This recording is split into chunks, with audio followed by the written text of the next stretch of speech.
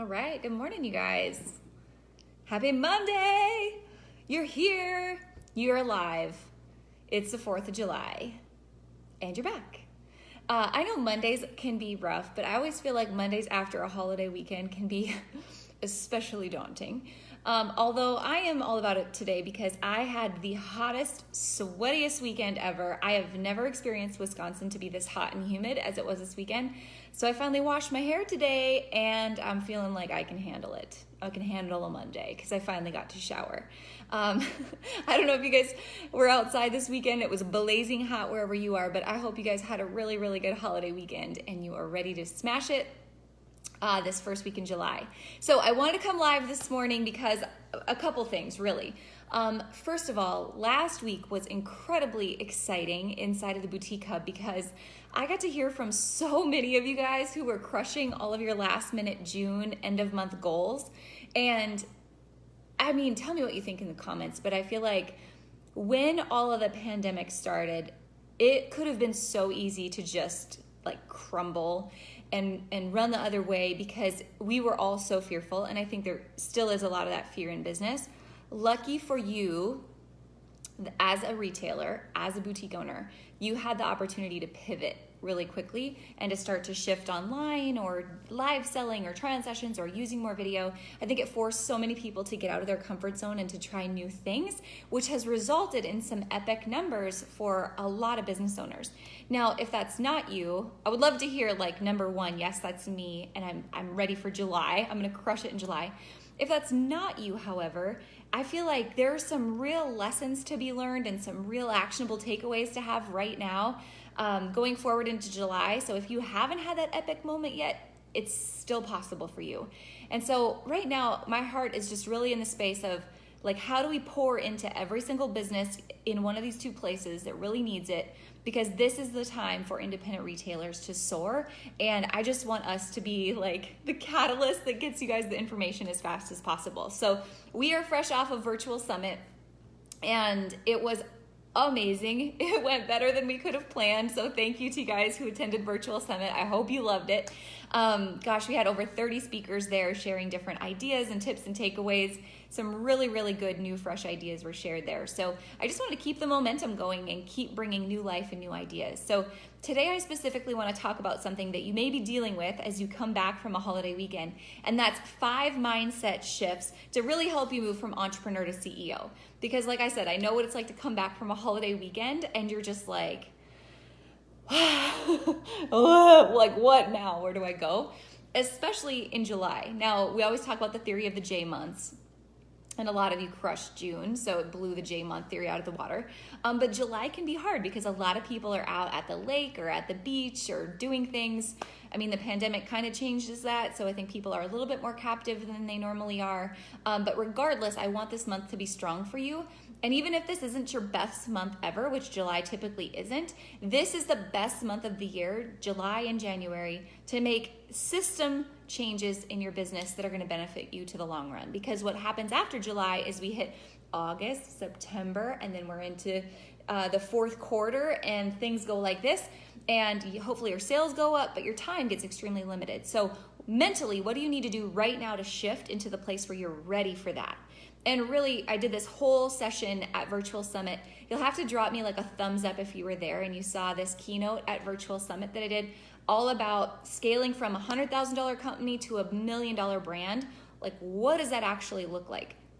And today I'm going to give you just a tiny little taste of what I talked about in that keynote, because again, I think this is the week where a lot of you are going to be able to run with and implement some of these new strategies. So 5 mindset shifts I'm going to drop for you right here. Okay, perfect. And I can see your comments. Oh man, Angela, 90K in June, best month ever. That is awesome. I love hearing that. Erica, bring it on. You bet. Hot, hot. Yes. Okay. So 5 mindset shifts to move from entrepreneur to CEO. Number 1, a CEO values their time. Time. And I think as you're coming off of a holiday weekend, let me know if you came back and at any point yesterday or today, you said to yourself, I need more time. Like, I need more time with my family. I need more time off. I want to go to the beach more. I want to be at the pool more. Like, drop me a heart or a number 1 in the comments if that was you. If you realize this weekend that you really do need to take more time. And I think the thing is, we get into business and we think like, oh, I'm going to do this because I'm going to have freedom. And then you're like, crap, I'm a business owner and I'm actually working way more than I ever did at a 40-hour-a-week gig. But you do it because you love it, right? So how do we mix the freedom that we want and that we love into this business that we've got and not just burn ourselves out running, killing all of our time? So CEOs value time. Here's what they do. Number 1, I have this Post-it note. You guys hear me say this. It's on my desk and it says, are you the bottleneck of your business? For me, the answer is usually a yes. I really fight to say that it's a no, but no, it's not. Even as I grow and I continue to shed things off of my plate, and as our team grows and picks up more things to do, I'll say, it still becomes me being the bottleneck of the business. And I feel like I'm at another turning point now where I've got to just like refigure out how I'm going to get through this crazy to-do list, because priorities just keep getting bigger and bigger and bigger, right? So the more you can ask yourself that honest question, am I the bottleneck? And when you say yes and admit that to yourself, right? Now you can start to make the changes that you need to move forward. So when you discover, am I the bottleneck? Now we go into, okay, what are the boundaries I'm going to set for myself? And I think that's key, again, after a holiday weekend. If I want to value having more time at the lake, where am I going to put that into my schedule? Because if you show me your calendar, you show me your priorities, right? So where am I going to time block that in? What is the boundary?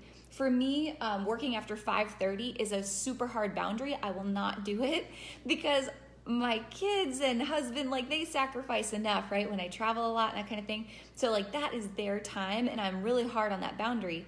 But it took me a long time to get there because I felt like I could just do more and more. And that's the entrepreneur in all of us. We think like, well, I'll just do it. I'll just take it on. I'll just say yes. I'll DIY it. I'll save the money. And these are such lies that we tell ourselves. Like, you can't take more on your plate. Mike Michalowicz does this talk, and he talks a lot about the theory of the small plates. And I forget, there's like a scientist who did this whole theory, and so I'm not giving him proper credit, but I heard it from Mike Michalowicz. And he talks about how, you know, even with fast food in America, right? The larger the plate that we are served our food on, the larger the serving size, the more we will consume. And it's true with food, and it's true with time. If we think that we have time, like, we will use all the time in the world. There was a study that was done, and it was proving the point that we could accomplish in a 40-hour work week the same that we accomplish in a 20-hour work week. When we smash that time together and we get really, really laser focused on our boundaries and our priorities, we get just as much done in 20 hours as we do in 40 hours. Because you guys know, hands up, like number 2 in the comments if you are on Facebook, Instagram, or TikTok way too much. And when your little phone report comes in and they're like, congratulations, you spent 4 hours on your phone on average every day this week, and you just want to vomit. We've all been there. It's an absolute time suck. So when we set hard boundaries for our time, now we can really get laser focused and actually accomplish more. Number 3, I want to illustrate this example for you in terms of valuing time. Time is such a leverage point. And I think the mindset shift that we really get hung up on, or I know I used to anyway, is the leverage between time and money. And I used to get so annoyed when people are like, it takes money to make money. Well, it really doesn't. It takes someone who's smart about leveraging time and money together. I'm going to give you this example between a CEO and an entrepreneur. So let's just say it's July 1st, and the CEO and the entrepreneur both get $100. And they're like, I'm going to give you this $100. Go make as much money with this $100 as you possibly can, okay? And they're both going to do the exact same thing with the $100, but they get to decide how they're going to use it. The entrepreneur says, well, I'm going to save the $100. I'm going to DIY the project. Let's just say it's to create a website. I'm going to DIY this. It's going to take me 3 weeks to get it done, but at the end, I'm going to have this $300 profit. Okay, so I've got my $100, then I've got my $300. Now that's $400 in my pocket. The entrepreneur's like, yes, I did it myself, because this is something we value as entrepreneurs, right? Well, the CEO comes in, and the CEO says, okay, give me your $100. And the CEO takes $100 and says, okay, I'm going to hire 3 people. I'm going to pay them $20 each. So it's $60 spend. I'm going to keep 40 in my pocket. And I'm going to go build the website, and I'm going to make $300, but I'm going to do it in 1 week.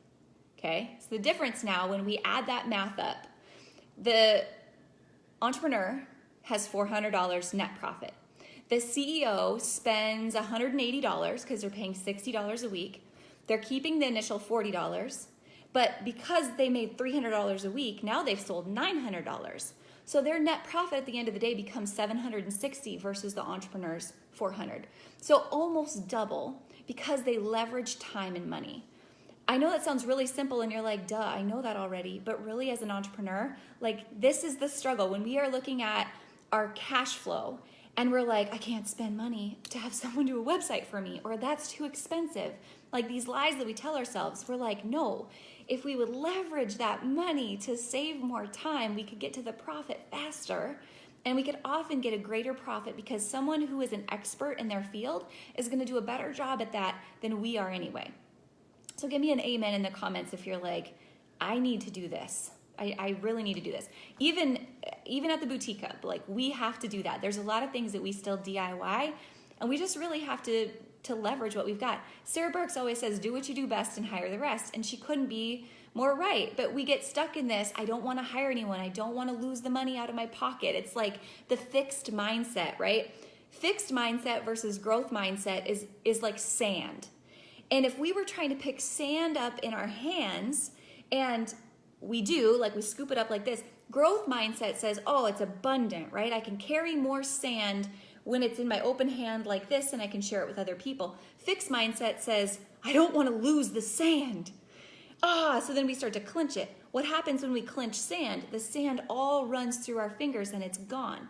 Fixed mindset, and sometimes entrepreneurs get into this, is like we try to focus more on like what we're going to possibly lose than what we're going to gain.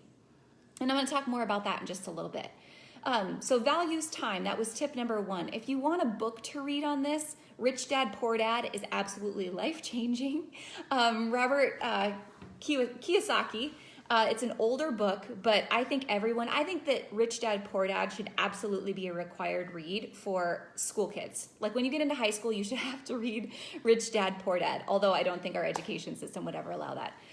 But it is so, so good. So give it to your parents, give it to your siblings, read it yourself. It's going to help you shift into valuing your time and leveraging time and money. CEO mindset shift number 2 is values progress. And again, this goes back to like, I'm just going to DIY it, right? Or it has to be perfect, or I can't let someone else do it because they won't do it as good as me. Done is better than perfect. Done is better than perfect. Done is better than perfect. You can come back, you can optimize, you can tinker, you can tweak, you can do all those things, but you cannot do it all yourself. So valuing progress means, what is the 20% of my list that's going to get me 80% of my results? And I'm going to focus on those big rocks here. The lie that society tells us is that you should be busy. And you are not a contributing member of society unless you're busy. Well, busy, and you can be busy doing anything you want. Like, we just get so busy making ourselves busy that we're focusing on the wrong busy. We're focusing on answering emails and Facebook messages and all this junk that just clutters up our desk, clutters up our time, and loses focus on what's actually going to move the needle. The 20% of our list that's going to get us 80% of the results. So that's valuing progress. If you email me, I'm just going to be really honest with you, okay? If you email me, you might not hear back for a week. It might be 2 weeks. Now, Beth will help answer my emails from time to time, but I value the email. I value communicating, but I also know if I don't do the 20% of my to-do list every day first, it'll never get done. And so someone once said to me, they're like, hey, an email inbox is a holding place for other people's priorities. You have to focus on your own business priorities first. So just make sure you're not busy on things you shouldn't be busy on, right? And we're busy on the big rocks so that we can value progress. And I think this moves into KPIs as well, right? The more we can focus on the key performance indicators, the KPIs in our business that are going to move the needle forward, only a tracked number grows. So we're going to talk more about that when we talk about systems in just a minute. So values time was mindset number 1. Values progress, mindset number 2. Mindset number 3 is culture. What's the proverb? If you teach a man to fish, you'll feed him for a lifetime, rather than if you give him a fish, he'll feed him for a day. The same is true for building a team in your business. The more you can focus on teaching your team, which will take more time, I guarantee you, and your entrepreneur brain is going to go, I don't have the time, I'm too busy, just figure it out, shoo shoo. Or you're going to micromanage them and only focus on the things they did wrong rather than celebrate the things they did right, because you're worried about the time and getting the things done. Like, that's just going to work us backwards. So the more we can build a culture of try it, figure it out, teach vision, right? Teach looking ahead to what do you think needs to be done next? Like, what do you think would help grow? Give them a stake and a goal in where you're trying to go so that they try to get there themselves versus you trying to, push them from behind. You can't push a wet noodle. You've got to lead it, right? So lead by example and build that culture into your team. Mindset number 4 is systems. And I could talk for days about systems and KPIs and all the things.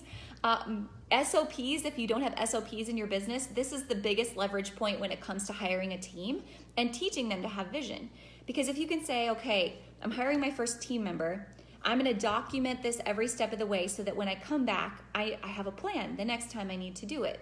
Or a team member comes in and they need opening duties, closing duties, product upload duties, photo shoot duties, social media duties, whatever it is. Document it every step of the way so that training becomes easier for the second and the third employee, or whatever the new system or process is that you're leveraging in your business. The more you have an operations plan, handbooks, SOPs, formulas, this goes into like traffic formulas for your business. If I know I want to make X amount of money this week, divided by my average order value, I need this number of orders, divided by my average conversion rate. Okay, now I know I need this amount of traffic to hit this sales goal.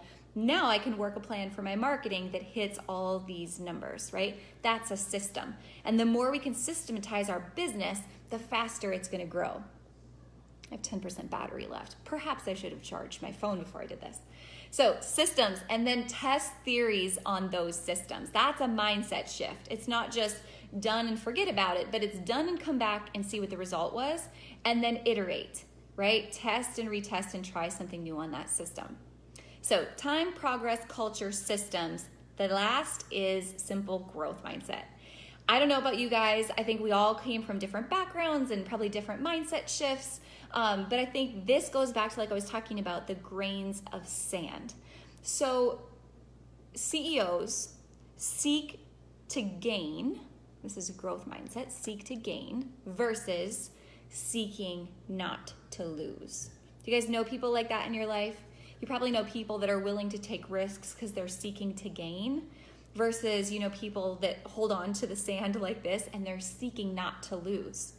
And I think that's just a huge difference, in my opinion, in some businesses that make it or don't. I think sometimes we get so stuck in like, okay, I made it this far, I've just got to stay, I've got to maintain. And then our capacity for risk is really limited, and so our capacity for growth becomes really limited. So how do you mitigate those risks but continue to seek to gain? That's growth mindset. I could say a lot of other things about abundance versus scarcity. I think this goes back to our whole mission at the Boutique Hub too when it comes to community over competition.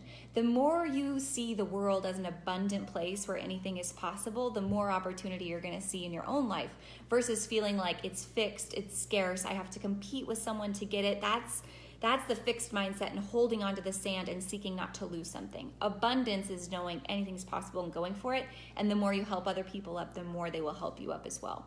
So 5 huge shifts between an entrepreneur mindset, which we all have to have the hustle and grind of entrepreneur mindset to get us started, moving into CEO mindset, which is all about leverage, training systems, culture to continue to grow our businesses. So as you come back from the 4th of July this week and you are serious about getting back into your business, but also saying, I want more time with my family, again, drop a number 1 in the comments if that's you. And you're like, I'm spending more time at the beach, right? Life is short. 2020 is out of this world crazy. We could have never predicted any of this. And so I think for anything it's taught me, it's that we can't take this life for granted. We can't take our family for granted. We get to spend some time with friends this weekend. We will not take our friends for granted. So we're going to do everything we can to grow our business and your business and the community. But at the same time, it's about, like, why'd you start the business in the first place? It's about building a life that you love. And if there's anything I want you to get from today's message and from any message, it's that growing your business is great, but if you're doing it at the risk of losing the reason you got started in the first place, it's not worth it. So this stuff, this growth mindset stuff, this CEO mindset stuff, that's got to be number one, and everything else will follow if you can get these initial things right. So guys, I hope this message resonated with you. I want to let you guys know we're doing a training this week. Again, coming off a virtual summit, we just want to keep pouring into your business and keep helping you guys hit record months. So we're doing a 4-day double down. We've never done this. We're also trying a brand new webinar system that we've never used before. So like say some prayers that technology does not fail this week. But Wednesday, Thursday, Friday, Saturday, we're doing a 4-day double down, 10 a.m. Central Time every morning. It will be short and sweet because y'all are hustling and you're busy and you're back after a holiday. But I will give you a message every day. Sarah Burks will be joining me for Thursday's message. And we're going to cover 4 key areas of your business that are critical to grow your income in 2020. So I know that our team has dropped the links. I don't even know what the sentence is I just said. They've dropped the links in the comments. So if you want to register, again, it's completely free. It's for 4 days. It's a 4-day double down. And I will see you every single day, Wednesday through Saturday. So if you guys have any questions, I'll come back. I'll monitor the comments in just a little bit. But again, drop me a thumbs up if this was helpful, if this hit home, and if you are ready to crush July coming off of a holiday. So you guys, always happy to serve you. Again, I'm Ashley. I'm the founder at the Boutique Hub. Blessed to have you guys in our community. So thanks for showing up and hanging out with me this morning, guys. Bye.